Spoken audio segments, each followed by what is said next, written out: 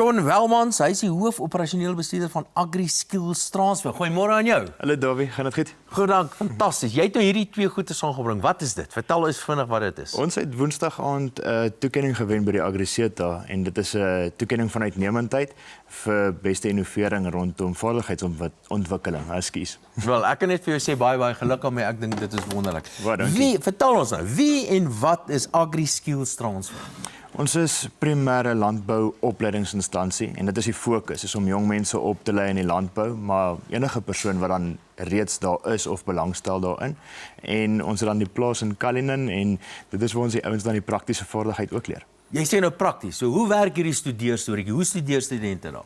Kyk, ons het die plaas en ons het vinnig agtergekom om landbou effektief op te lei, moet jy 'n praktiese been hê.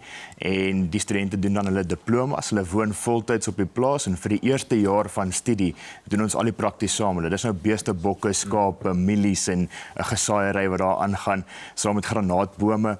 En daar's omtrent 12 ekonomiese eenhede tot by 'n skaapvoerkraal waar hulle vaardigheid kan inoefen. Dis natuurlik belangrik. Die rede hoekom mense gaan studeer is omdat jy 'n werk wil hê. So waar kry die studente werk as hulle klaar geswat het by julle? Die lekker van dit is daai tegniese vaardigheid en kennis maak 'n ou dan goed bevoeg om sekere besluite te neem. So van 'n produksente, maar verder in die waardeketting af ook, het hy die agtergrond van hoe 'n produksiesiklus in landbou sal lyk. So van die boerdery tot in adviserende rolle. Weet, as mens nou kyk na julle naam AgriSkills Transfer, dan is dit nou sekerlik uniek en mens kan presies hoor wat dit alles beteken. Maar daar is seker baie sulke landboutipe van opleidingsinstellings. Hoe's julle anders? Daarby heel eerste, ons ken ons studente. So ons het persoonlike verhoudinge met elke persoon. Ons help uitkyk vir hulle belange en so ontwikkel ons ook saam. Maar die ander gedeelte is daai konstante praktiese deel. So van dag 1 af is daar teoretiese komponente en binne in die veld op die plaas stap ons die pad saam met hulle. En daar's min instansies wat effektiewelik prakties het, maar wat dit dan eintlik uitboer ook.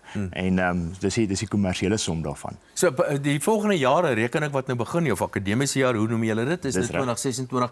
Is daar nog plek beskikbaar? En as ek nou daar wil gaan studeer, hoe gaan ek te werk?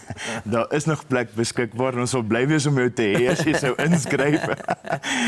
Hulle kan asseblief, alle kykers en luisteraars kan vir ons gaan besoek op die webtuiste www.agriskills.net en dan het ons opkomende oop dae wat nou die 17de Januarie is en daar's ook al die inligting, so van die diploma's tot by sertifikate en korter kursusse. Nou maar daai het jy dit. Sean Welmans is die hoofoperasionele bestuurder van AgriSkills Transfer. Dankie dat jy weer 'n keer by ons 'n draai gemaak het en weer 'n keer baie geluk met hierdie prys wat jy gewen het en ek gaan kyk of ek kan inskryf. Daar by julle, ek glo nie ek het die nodige kwalifikasies om in te skryf nie.